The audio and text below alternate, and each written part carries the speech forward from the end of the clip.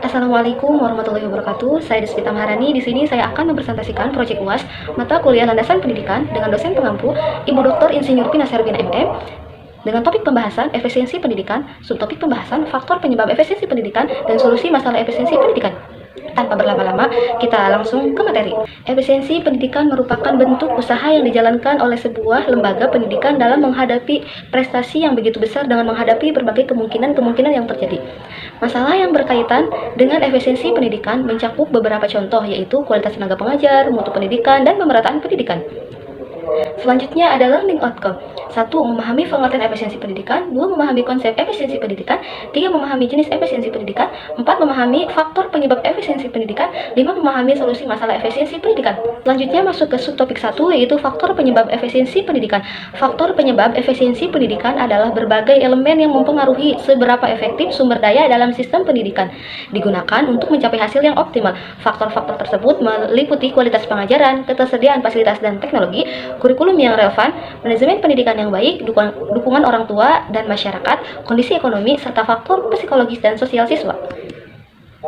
Kemudian ada faktor penyebab efisiensi pendidikan dapat dipengaruhi juga oleh faktor internal dan eksternal.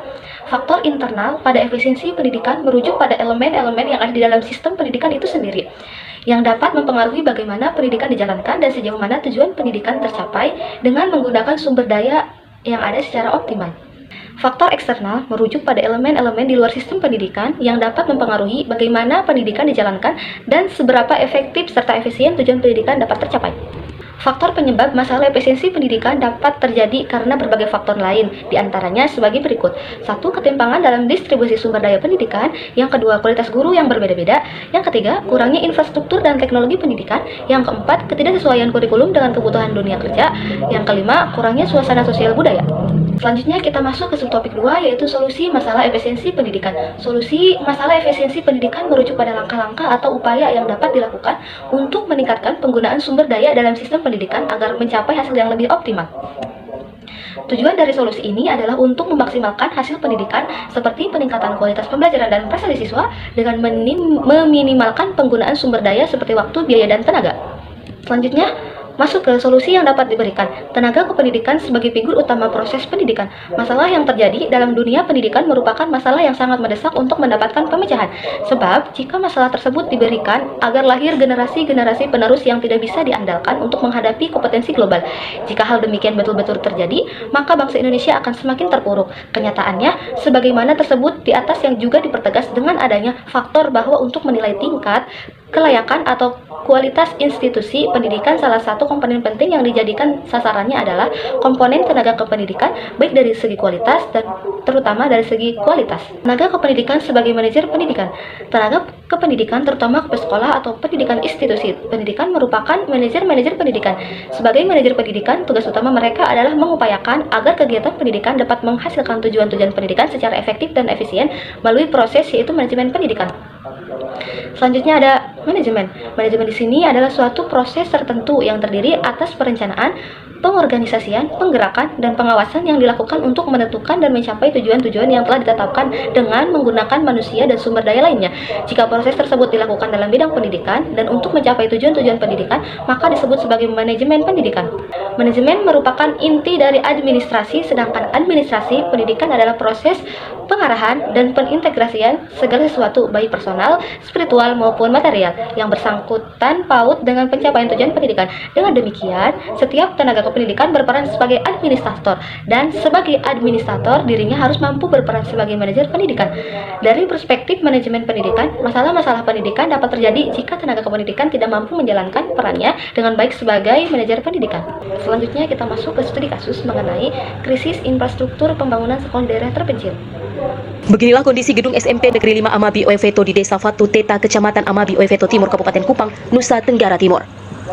Gedung sekolah yang dibangun swadaya berupa 3 ruangan kelas dan 1 ruang guru sejak tahun 2017, hanya beratap daun lontar dan latar belakang. Infrastruktur sekolah memegang peranan penting dalam menjamin terselenggaranya pendidikan yang berkualitas dan berdampak positif terhadap pembangunan masyarakat dan negara secara keseluruhan. Infrastruktur sekolah yang baik membantu menciptakan lingkungan pendidikan yang adil dengan tersedianya fasilitas yang memadai seluruh siswa termasuk mereka yang tinggal di daerah terpencil atau miskin. memiliki akses yang sama terhadap kesempatan pendidikan. Selain itu, infrastruktur sekolah yang baik juga mempengaruhi kualitas pendidikan. Guru dapat menyampaikan materi pembelajaran dengan baik, efektif bila memiliki sumber daya yang cukup dan lingkungan yang mendukung. Memahami pentingnya infrastruktur pendidikan penting bagi pemerintah dan pihak terkait untuk berinvestasi dalam pembangunan dan pemeliharaan fasilitas pendidikan untuk menciptakan lingkungan pendidikan yang optimal bagi perkembangan generasi mendatang. Selanjutnya yaitu input masalah. 1. Bagaimana keadaan infrastruktur sekolah di daerah terpencil. 2. Faktor apa yang menyebabkan infrastruktur sekolah yang tidak layak di daerah terpencil. 3. Apa yang harus dilakukan pemerintah dan pihak terkait dalam mengatasi infrastruktur sekolah yang tidak layak di daerah terpencil. Selanjutnya kita masuk ke proses penyelesaian masalah. 1. Infrastruktur sekolah di daerah terpencil seringkali menghadapi tantangan yang berbeda dibandingkan daerah perkotaan yang lebih terjangkau. Banyak sekolah daerah pedalaman beroperasi dalam kondisi yang sangat memprihatinkan. 2. Beberapa faktor yang dapat menyebabkan infrastruktur sekolah yang tidak layak di daerah terpencil: keterbatasan dana dan anggaran, keterbatasan aksesibilitas dan transportasi, keterbatasan sumber daya manusia, keterbatasan listrik dan teknologi, dan kondisi alam yang kurang strategis. 3. Mengatasi infrastruktur sekolah yang tidak layak di daerah terpencil memerlukan kerjasama antar pemerintah, organisasi non-pemerintah, masyarakat setempat, dan pihak-pihak terkait lainnya. Berikut adalah beberapa langkah yang dapat diambil untuk meningkatkan kondisi infrastruktur sekolah di daerah terpencil, yaitu yang pertama, perencanaan dan kebijakan yang terarah, investasi peningkatan infrastruktur, pelibatan masyarakat, dan peningkatan aksesibilitas dan teknologi. Selanjutnya yaitu output masalah. 1. Kita dapat mengetahui keadaan infrastruktur sekolah di daerah terpencil seringkali menghadapi tantangan yang berbeda dibandingkan dengan daerah perkotaan yang lebih terjangkau. Banyak sekolah di daerah pedalaman beroperasi dalam kondisi yang sangat memprihatinkan. 2. Faktor penyebab infrastruktur sekolah yang tidak layak di daerah terpencil yaitu keterbatasan dana dan anggaran, keterbatasan aksesibilitas dan transportasi, kondisi alam dan topografi yang sulit, keterbatasan sumber daya manusia, keterbatasan teknologi dan sumber daya listrik. 3. Kita dapat mengetahui hal yang dapat dilakukan pemerintah dan pihak terkait dalam mengatasi infrastruktur sekolah yang tidak layak di daerah terpencil dengan melakukan berbagai tindakan kebijakan. Feedback. 1. Keterbatasan fasilitas dan infrastruktur sekolah di daerah terpencil di Indonesia menjadi perhatian serius karena dapat berdampak negatif pada kualitas pendidikan dan aksesibilitas bagi siswa. Kondisi lingkungan belajar yang tidak optimal dan keterbatasan fasilitas juga berarti siswa harus belajar dalam kondisi lingkungan yang tidak optimal. Oleh karena itu, diharapkan keterbatasan infrastruktur ini dapat ditangani dengan serius agar para siswa dapat belajar dengan optimal. 2. Dengan menanggapi faktor yang menyebabkan infrastruktur sekolah yang tidak layak di daerah terpencil dengan serius, diharapkan pemerintah dan pihak terkait dapat segera mengatasi masalah tersebut. 3. Dengan berbagai kebijakan dan tindakan yang diambil pemerintah dan pihak terkait dalam mengatasi infrastruktur sekolah yang tidak layak di daerah terpencil, yaitu perencanaan dan kebijakan yang terarah, investasi peningkatan infrastruktur, pelibatan masyarakat, peningkatan aksesibilitas dan transportasi, diharapkan mampu untuk memberikan infrastruktur yang memadai. Kesimpulan.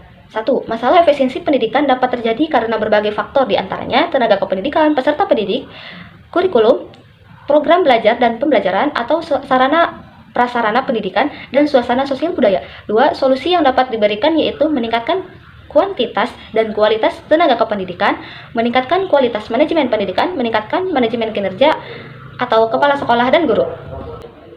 Berikut daftar pustaka yang saya kutip. Mungkin hanya ini yang dapat saya sampaikan, kurang lebihnya mohon maaf. Semoga video ini bermanfaat, khususnya bagi saya, umumnya bagi orang lain. Sekian, terima kasih. Wassalamualaikum warahmatullahi wabarakatuh.